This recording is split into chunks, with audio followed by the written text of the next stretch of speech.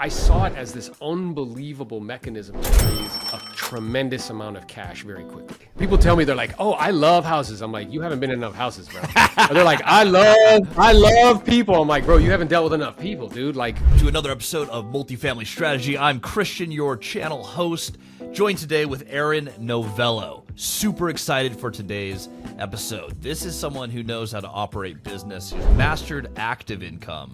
It's a little different flavor for what we usually have on the pod, which I'm very excited for. So, Aaron, thank you for joining us today. thanks, brother. Appreciate the opportunity. Dude, okay, so I've had a chance to talk to him. He actually hopped on a phone call a few weeks ago, just as a reference for someone he was working on one of his companies for. I loved the conversation with him. We talked for like 15 minutes, and I was like, I have to get this guy on the podcast. Aaron, tell us a little bit about your core business. Outside of investing, what you've done going from a broker to the business you have today, I think is really interesting. So for those who don't know you, tell us a little bit about your journey and where you're at today. Yeah, so I had an experience as a younger person where resources were an issue. 65% of Americans live paycheck to paycheck. Mm-hmm. So I'm imagining the vast majority of the people that are listening fit that criteria. And while they were very nice and kind people, they were just ignorant. It doesn't mean that they were stupid. It just means they didn't know any better with regards to finances and financial freedom and independence. And I made a decision that was not going to be my experience in life. I didn't know what the way it was, but I was either going to find the way or make the way. And what that led to was like obsessively reading books about building wealth. And they all had a tendency to gravitate towards real estate. Yeah. So then I figured, I was like, all right, I'm like, all right, well, what better way to help people, learn about that vehicle than to help people to buy and sell it. Mm-hmm.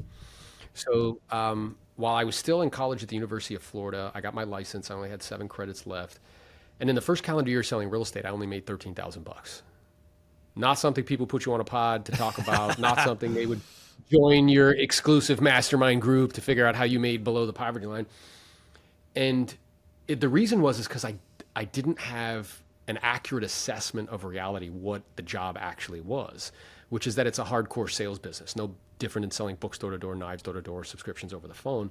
So I didn't realize that the money's not in the service, it's in the selling of the service. Mm. So I needed to learn how to sell the service.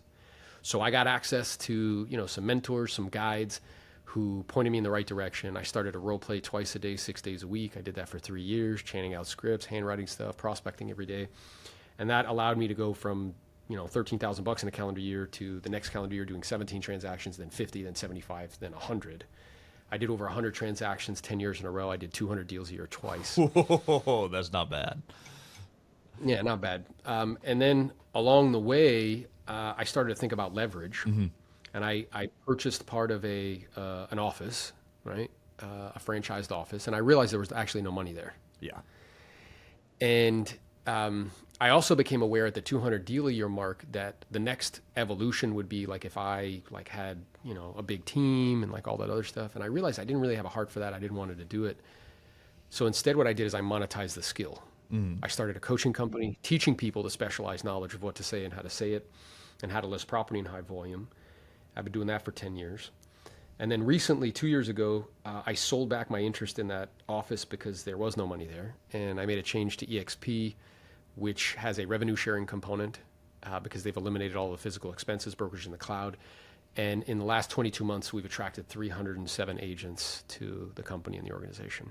So with sales, it sounds like what you really found is, hey, you excel at a sales job and you worked really hard for it.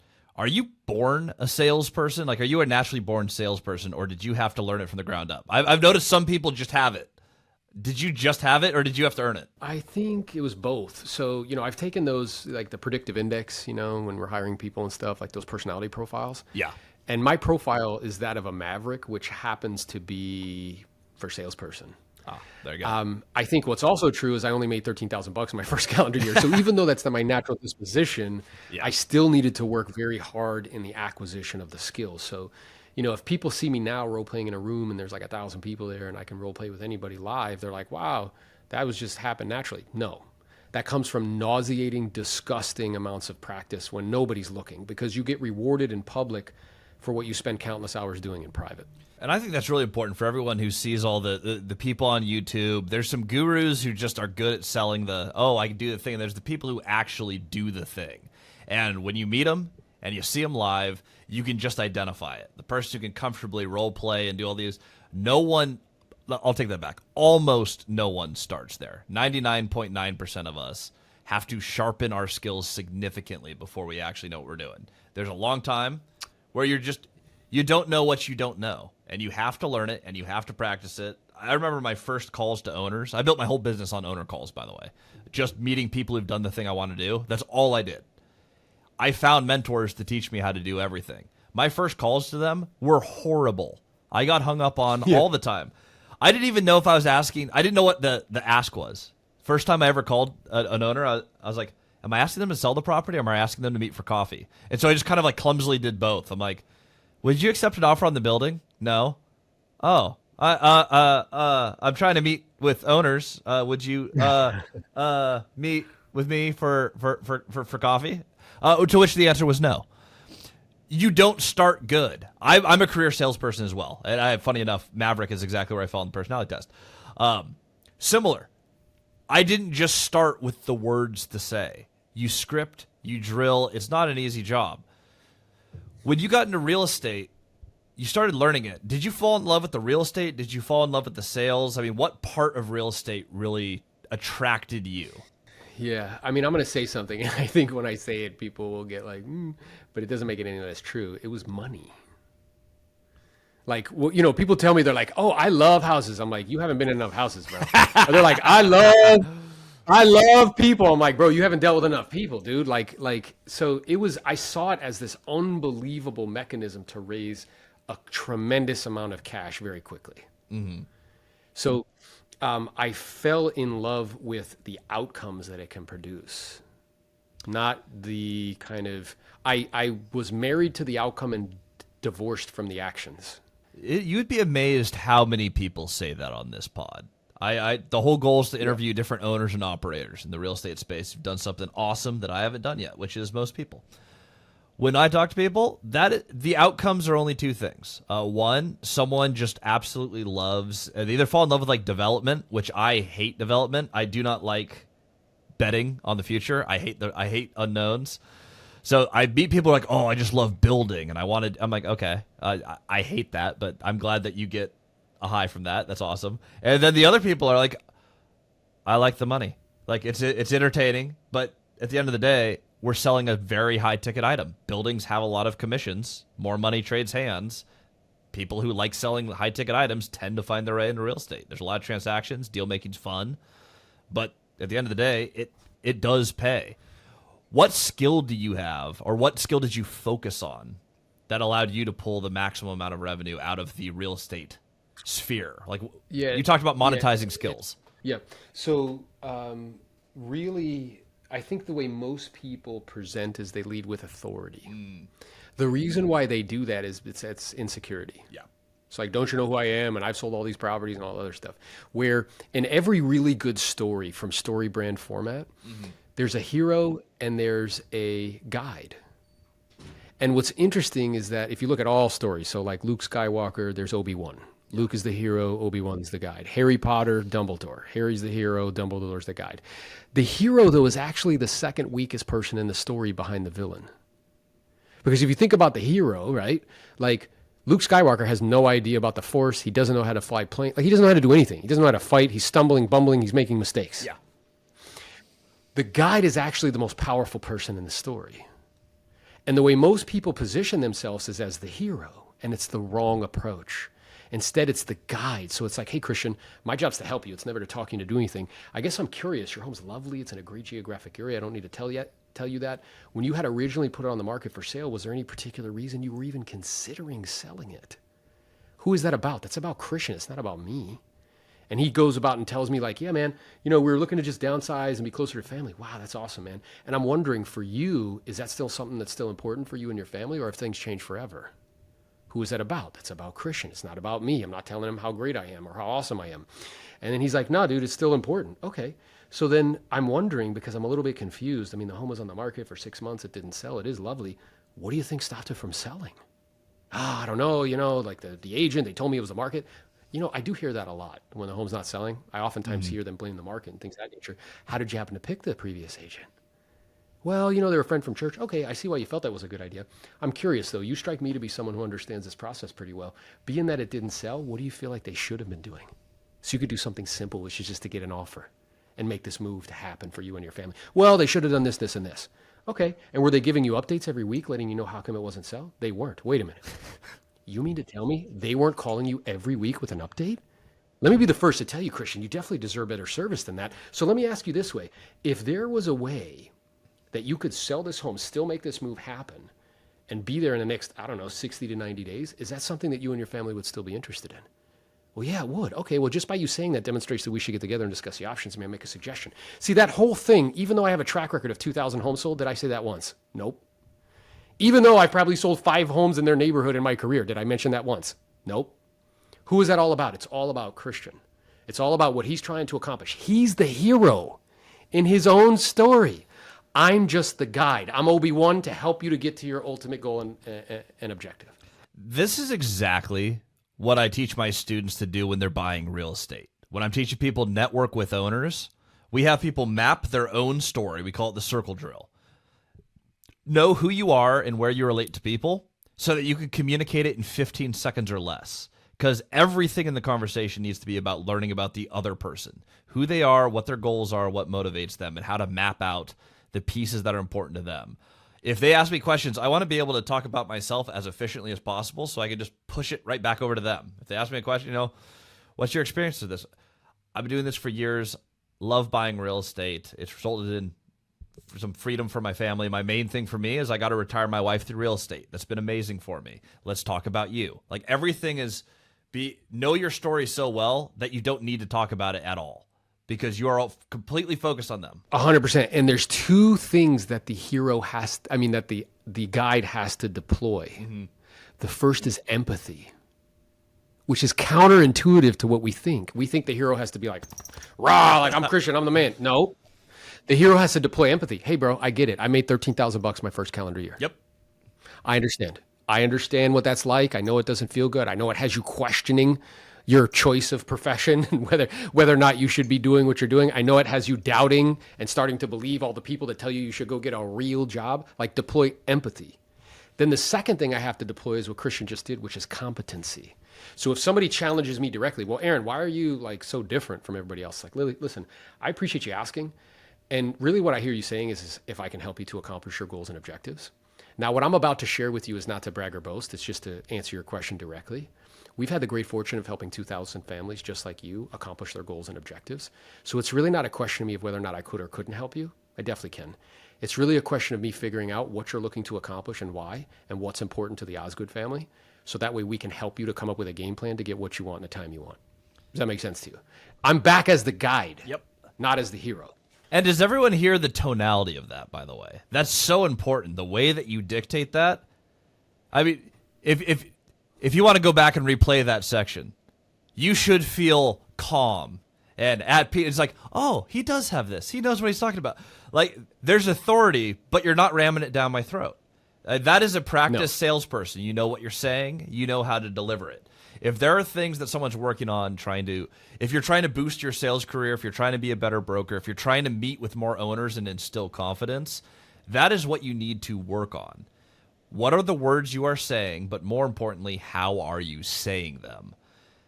How did you learn that? Is that just drilling day in and day out? Where did you learn that tonality? Because, I mean, it's notable. You hear it immediately when we started the pod. I'm like, this is a guy who knows how to sell things. Like, you know how to present yourself. How did you learn that? Well, coming from you, that means a lot because I know you know how to do that as well. So a few things. One, there's a hierarchy of learning.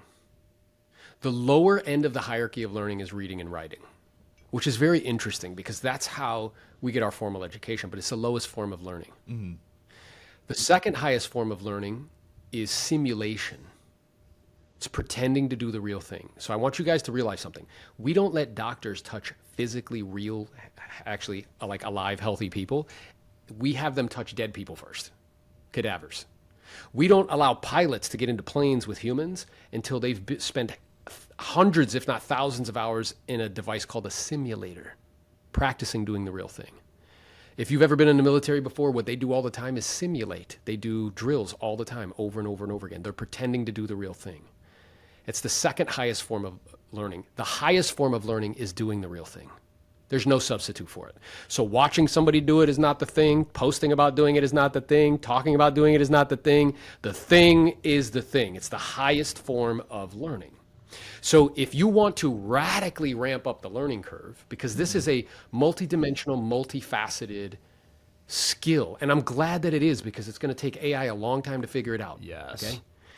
And you're dealing with emotional beings. We think that we're thinking beings that feel. We're really feeling beings that think. So if you want to radically increase the learning curve, you have to read, write, simulate, do the real thing every day. Read, write, simulate, do the real thing. Read, write, simulate, do the real thing. So what I would do is I would write out my listing presentation every day by hand. I would chant it out loud. Hi, my name is Aaron. I was calling about the home that's for sale in industries. Is this owner great? My name is, I noticed that your home came off the market recently, it's expired listing. I'm wondering when you plan on interviewing the right agent for a job. Like, I just out loud in my Crocs over and over and over again. Yeah. Then what I would do is I would role play, Christian, twice a day, 6 days a week. I did that for 3 years in a row. Before I get on the phone and prospect, and then after, when I'm done, just the listing presentation. And then what I would do is prospect and go on appointments. So I'm read, write, simulate, do the real thing. Read, write, simulate, do the real thing. I promise you, if you do that for 6 to 12 months, your skill set would radically improve. Well, it's just like any other sport, too. You could be the most athletic person in the world. If you've never played the sport, you're not just going to dive in and be good. You have to drill, you have to practice, you have to develop and fine-tune your skills. And that takes time, and that takes repetition. And that's all it is. I think there's a lot of people out there who do their first owner meeting, or they have their first 5 phone calls to a broker. Hey, I'm trying to get into real estate. And they're like, wow, I didn't get a deal. I'm defeated. I'm going to give up. It's like, you are going to start your career and you're going to suck. And it's okay. And you're going to get better every single time. And you're going to keep doing it. You're going to practice it. You're going to drill it. This is why I love people getting coaches. This is why I'm a fan of mentorship, both paid and unpaid. Whatever you have to do to get in a community with someone who is farther along and more experienced than you, who can give you feedback, you find that coach, that guide, and you get better every time. If you keep doing the same thing and you are intentional about sharpening your skills, you will get better. You will have success. I think you nailed this, though. You didn't do this in 2 weeks of making phone calls. This is years of drilling with other people and yourself in the mirror, intentionally. Question I have: 3 years is a long time to grind at one thing. What is it about you where you can stay focused that long just believing? Like, after $13,500 of commissions, I do invest everything into this skill. It hasn't made me any money. It works in theory for other people. Where did you have the insanity to go, I'm gonna lean all the way into this thing that's really barely working for me, and I'm gonna make this my baby? Yeah, so 2 things come up for me. One is this kind of cycle that a lot of us go through, and we all do it, which is where when we come into a opportunity, whether it's apartment building, selling real estate, whatever it is, we have uninformed optimism. Yeah, we're like, oh man, Christian makes a ton of money. Like, this is gonna be great. I want to make a ton of money. This is easy.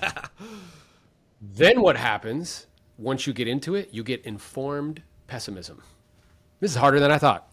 Oh, yep. And then what you end up with is you end up in the valley of despair, which is where you say, I don't know if this is for me, and then you find something else to get excited about. Somebody else's course, somebody else's thing, whatever, right? But people who do that never actually accomplish anything. Yep. Right? The best planners who don't execute get nowhere, okay?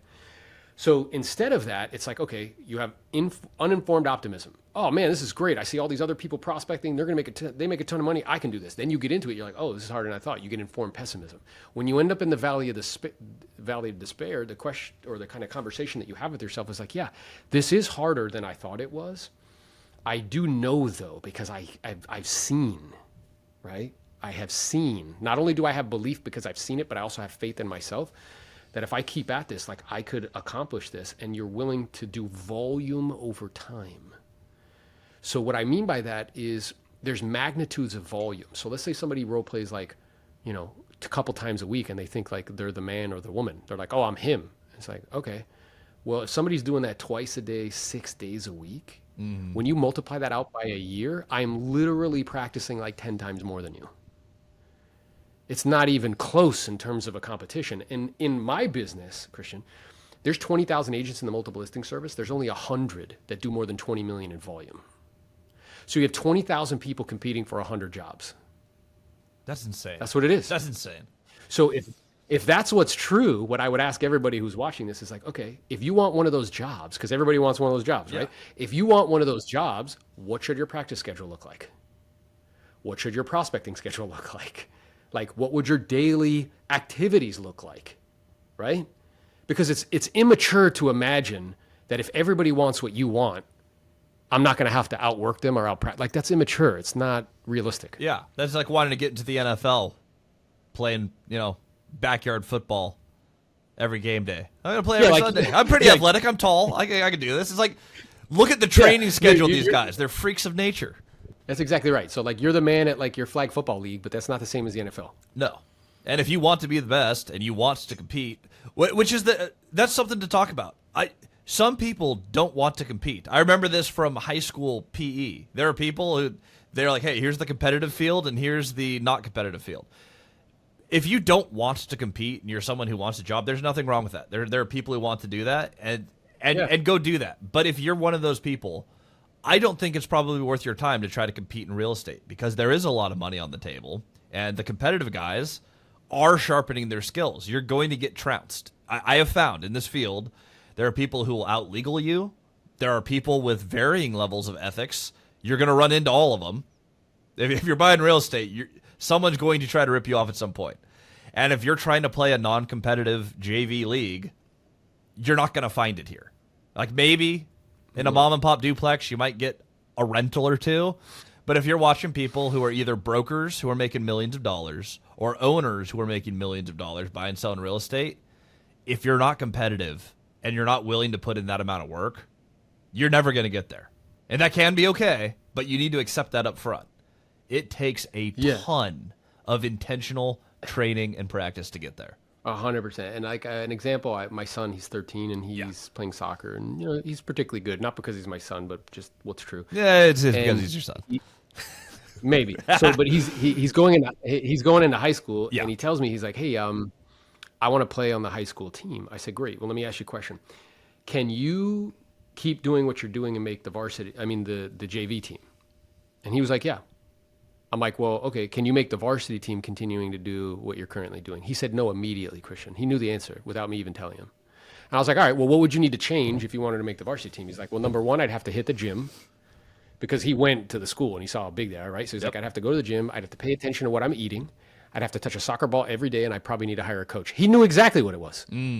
So what I said to him was the following, and this is the same thing I say to our coaching clients. I'm like, look, now you can never say that you don't know what it takes.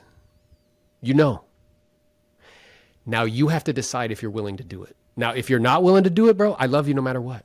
Like, it's fine. It's not going to matter to me as your dad. Like, I'll love you no matter what. If you are willing to do it, though, you have to make a decision. Are you going to be like your little homies that talk like they're the man playing video games? Or are you going to become the man? And there's no way around that. That's just the way it is. Parents, that is the message that you need to tell your kids right there. I mean, that's gold. Do you want to sit at home and play video games, or do you know what it takes to get to where you want to go? I think teaching, especially children, but I meet so many adults that don't know how to do this. Step one in any mission is know where you're headed. Even setting a goal that is tangible, achievable, people don't do that. I talk to people, I'm like, first question I ask, if you want to be mentored by me, I can help with real estate. That's fine. I don't know where I'm coaching you to or where I'm leading you if you don't tell me where you're trying to go. And often the answer is, well, I want to have passive income and I want more money. I'm like, okay, you will definitely not achieve that. Like 100%. That is, there are no benchmarks. I don't know where I'm guiding you. You don't know where I'm guiding you. You will give up when something comes up. Like anything comes up, you're going to get on your first owner call and go like, this is hard. I don't like this. It's the people who reach out and say, hey, I grew up with X amount of money in my family. I want to take care of my mother, and it's going to cost me about $15,000 a month to provide for myself and my family. I want to build a plan to where in the next 5 to 10 years, I've built up a portfolio that supports my family so that I can then focus on the things that I want to do. Those people, almost without fail, will actually buy real estate and will move forward. That's what I found working with investors. Have you found that similar with agents, the ability to goal set? How important is that? Yeah, because I think you have to make a decision. Are you a wandering generality or a meaningful specific? So the example that you just gave to me was, it's very vague. I just want more money. How much more? I just want, some residual income. How much? Right? When do I you think want part it? of the reason why we don't, yeah, when do you want it? By when? And I tell people regularly, I'm like, look, if you come to me and I'm going to be your guide and you're like, hey dude, like, what should I be doing? I'm like, well, what's your goal? Because truthfully, the goal dictates the actions. If you only want to do like a deal a year, then great. Keep doing what you're doing, bro. Like, you don't have to change that much. If you want to start making $1 million a year, yeah, here's what you're going to have to do. So your goal dictates the actions that you have to take and the volume, the magnitudes of volume that you have to put forth in order to either acquire the specialized knowledge that's going to allow you to produce the, particular outcome. So yeah, I think also too, part of it is that we limit ourselves. So like, when I sat down with my first broker and he asked me how much money I wanted to make, I hemmed and hawed for like 10 minutes, bro. The biggest number I could think of was 50 grand because that's what my dad made. Like, right? And then in the first calendar year, when we started doing deals, I made twice that amount. I was like, oh man, like this is wild, right? But then I started to get proximity to people. Yeah. I remember being at a dinner with one of my mentors and he was like, yeah, how much money are you going to make this year? And at that time it was maybe like 450, 500. And he was like, why do you settle for that? Now, in most circles, if you say that, they're like, whoa, like that's awesome. He was like, why do you settle for that? I'm like, what do you mean? He's like, you should be making $1 million a year, man. You think I work harder than you? He's like, I'm like, no. He's like, I think I need to buy you dinner. And he did in front of like 7 people. Now, you might look at that and be like, oh man, he was being a jerk. But like he was doing 2 things. One, it was a very expensive dinner. So I was actually uncomfortable. So he was like helping me, you know what I'm saying? Because like the bill was like 10% of what I make, Yeah. And, but what he was also doing was challenging my standards, like what I thought was a lot. So I think that that's part of it. You have to start somewhere with a goal and objective because you can't hit a target that you don't see. What I would also propose though is getting proximity to people like Christian or other individuals that can help to broaden your vision and how far you can see. Like what is actually possible, what you actually can accomplish. And then when you get proximity to Christian or me, here's what you'll recognize, okay? Or anybody like us, because right, we're not that special. Everything that I've done is not unique. Yeah. Same. Selling homes in high volume is not unique. Attracting people is not unique through like media and events. What's unique is execution. That's what's unique, right?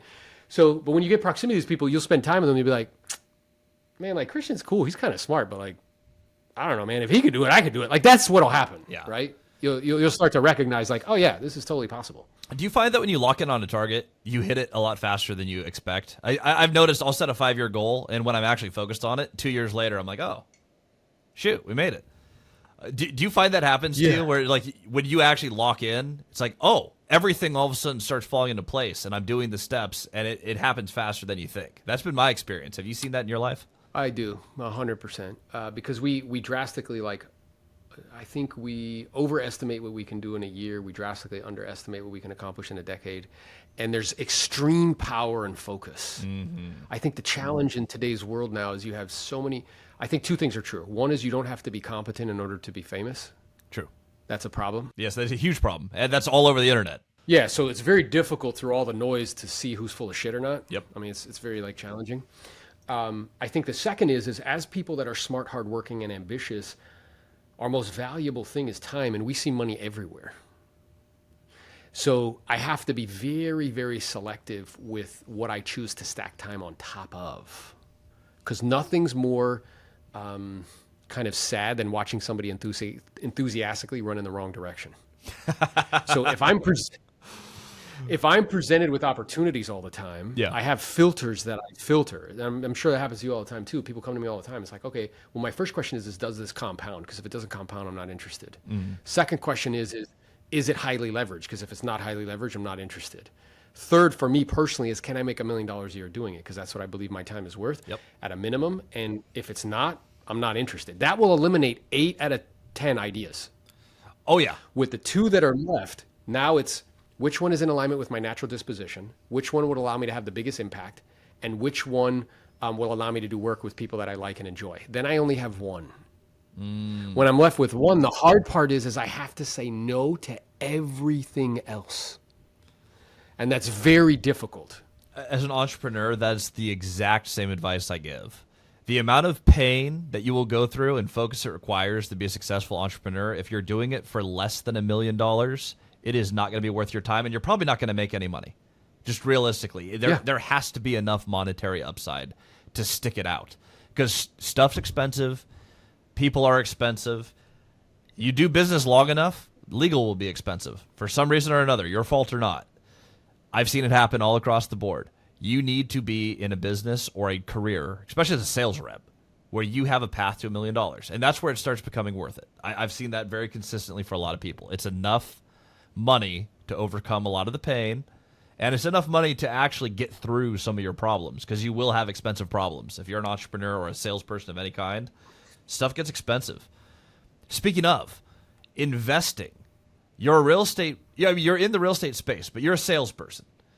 You've mastered your lane, which I am 110% an advocate of. Find the thing you're the best at, where you've monetized the best, and double, triple, quadruple down on that thing. You've done that to an amazing level.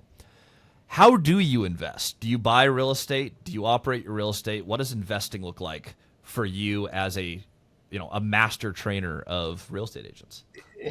Yeah, so my personal philosophy on this is that people shouldn't spend time on their investments until their investments pay them more money than their active income.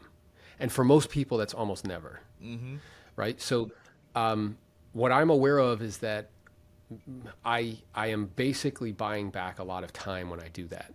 And what I see people who could be making $1 million a year as a salesperson mess around with a duplex for $500 a month. It's like, what are you doing, dude? So what I've done is the vast majority of real estate holdings that we have is through syndications. So institutional grade real estate that's normally only owned by hedge funds or insurance companies, 200, 300, 400 unit apartment buildings that are in A+ locations, A+ amenities. I get distributions monthly. And I don't have to do anything, right? I just basically give them the money and I sit back and collect the distributions. So I do own a couple physical assets. One, my mom lives in. The second one is a short-term rental. The reason I did that is because of accelerated depreciation.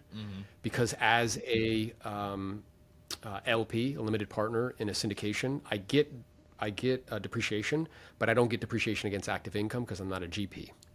So in order for me to get the depreciation as a high income earner, because I want to shield active income and pay less in taxes, legally, of course, I have to own a physical asset. And the government incentivizes you tax-wise to do three things: provide housing, energy, and food. If you do those three things, you get massive tax breaks.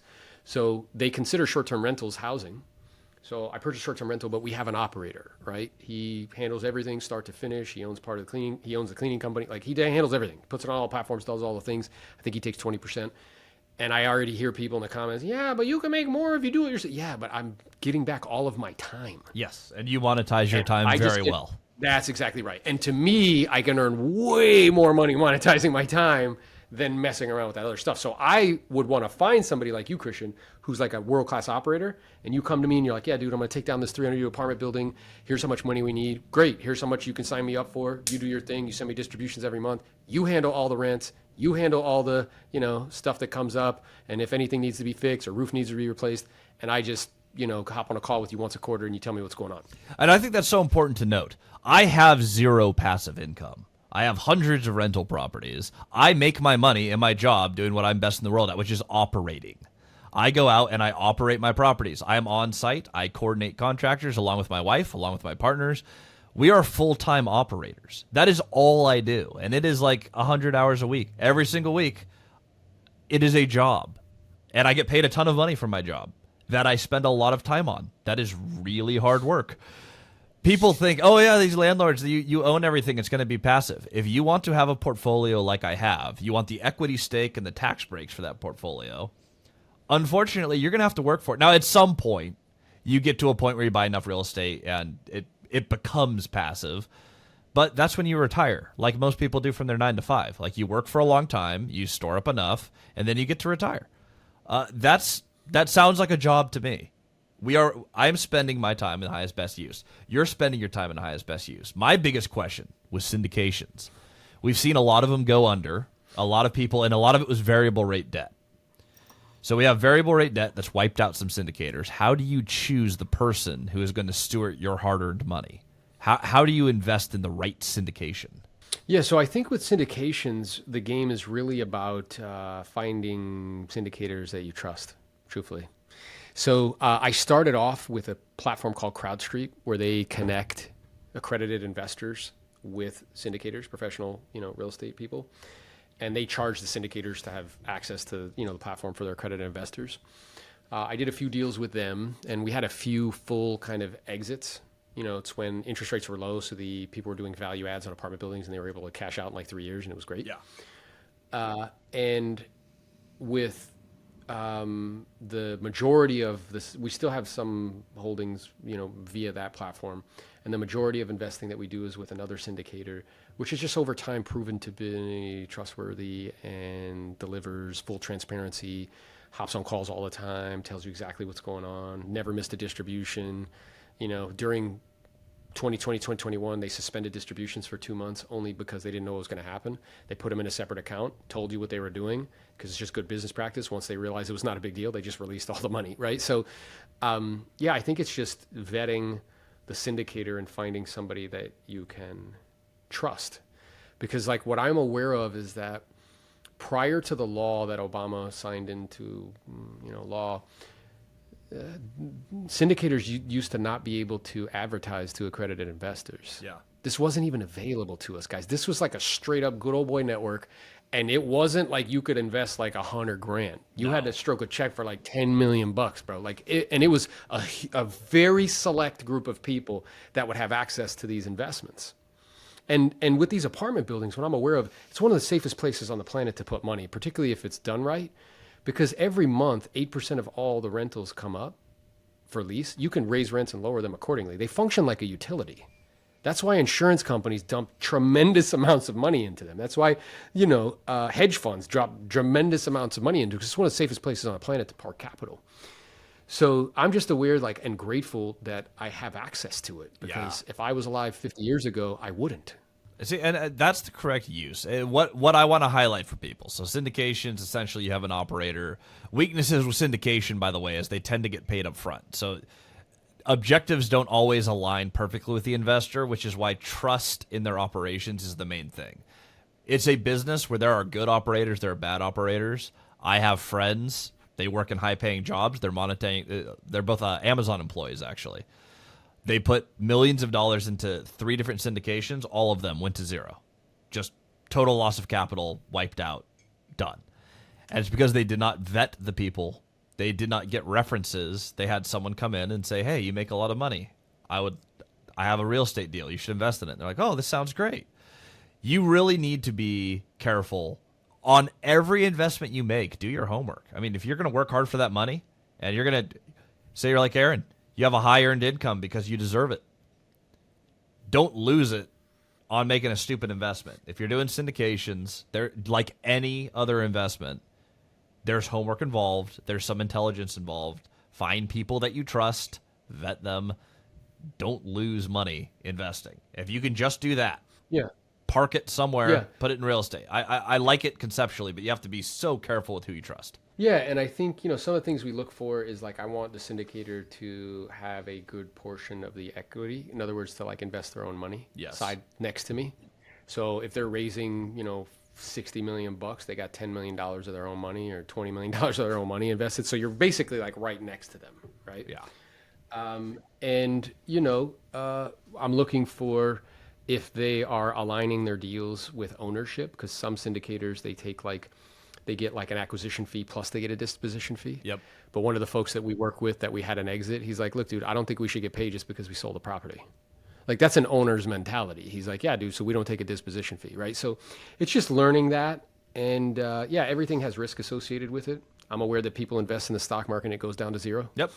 You know what I mean? Yep. And people, the first condo that I bought after reading Cash Flow, from Robert Kiyosaki, I thought I was like a real estate guru. It was a condo conversion in Gainesville, Florida, and I had to write a check for $10,000 to sell it, because the marketplace turned. So, I think in anything, it's important to do your homework, and then, no risk it, no biscuit, man. Yeah. Like eventually you're going to have to take a risk in some way. Let's wrap with this. I ask this every single podcast. The highest stupid tax. Now that is when you're new, there's something you just don't know you don't know. And oftentimes it can be very expensive. This could be monetary, this could be emotional. But what was the highest tax you paid to get to where you're at? Yeah, so I think a stupid tax that I paid for a long time because of ignorance, which is not knowing, was paying a lot of money in taxes. The tax was tax. I didn't understand. Yeah, the tax was tax. So I didn't understand that with proper planning, and there are certain investments that the government incentivizes you to make that allow you to do accelerated depreciation and all this other stuff. Like I probably like $2 to $3 million just in taxes, over time. So what I'm aware of is that was a very large tax. Because if you think to yourself, that's money you could have put back in your business. That's money you could have been investing in other things that pay cash. So it was a very large tax. And recognizing that like accountants' business model is not set up to give tax advice. They're document preparers. Yep. That's what they do.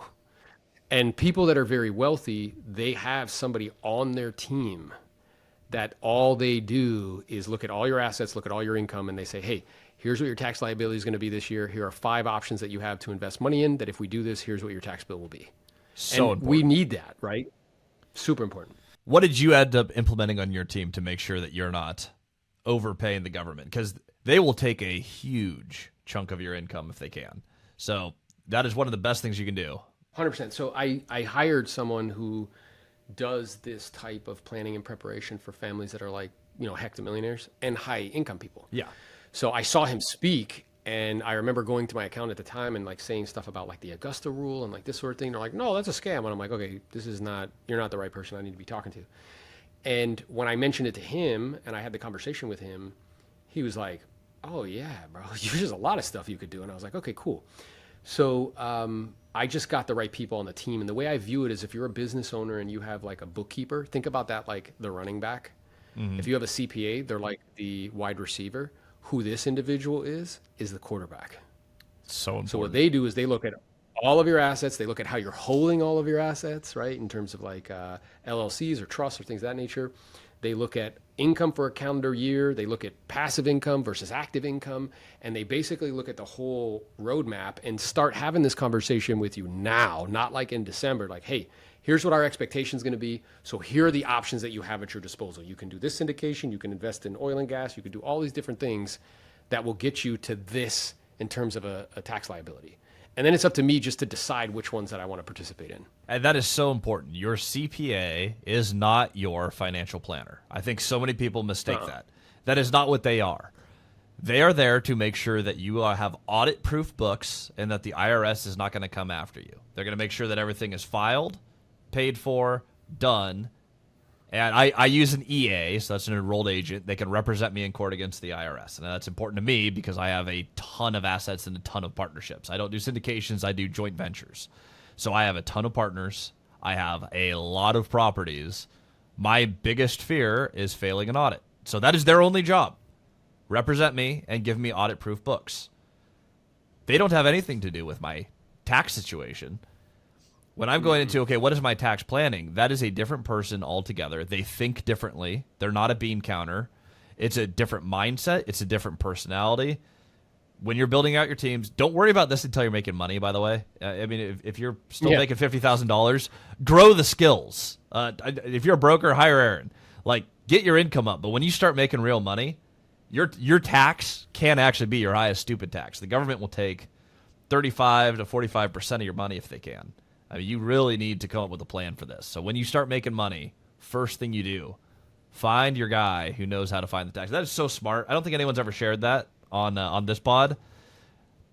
The U.S. government tax can be your highest stupid tax. If you start having success, find the right person, and it is not going to be your CPA. I love it. Thank you so much, Aaron. Good advice. My pleasure. Yeah. People learn from this guy. Speaking of, where do we find you online? I've seen you on Instagram. I've heard you talked about by other brokers. That's how we met. But Yeah. if someone's looking to find you, they want to get coached by you. If someone wants to take their broker income from, hey, I'm making 100,000 to $1 million, where are they going to connect with Aaron? Yeah, so just the website, which is my name, it's www.aaronnovello.com, and you'll see all the different ways that you can, engage or participate in some way. Awesome. This guy is a freak. I've only heard amazing things from brokers going like, I took my income from X to X. It is a mindset shift between, I think you nailed this early in the call, the difference between service and sales. There is a balance there, but people focus so hard on, I want to be the highest service broker. You mentioned earlier, everyone has, it didn't sell. It was I listed it with the guy from my church. I don't know what it is with brokers in church, but it's like, someone's like, oh yeah, I found a guy at my church. So I'm like, awesome. Call me when that doesn't sell. Service is one thing. Sales is everything when it comes to this business. You guys want to learn how to do this? I've never heard anyone as highly recommended as Aaron. This guy's a freak of nature. He's dedicated. He's disciplined, which I think is huge. Follow him, AaronNovello.com. Everywhere that you listen to content, this guy knows how to market. So, Aaron, thank you for joining the podcast. Everyone, thank you for listening. Like, subscribe, both on YouTube and anywhere you listen to podcasts, and we'll see you all on the next episode.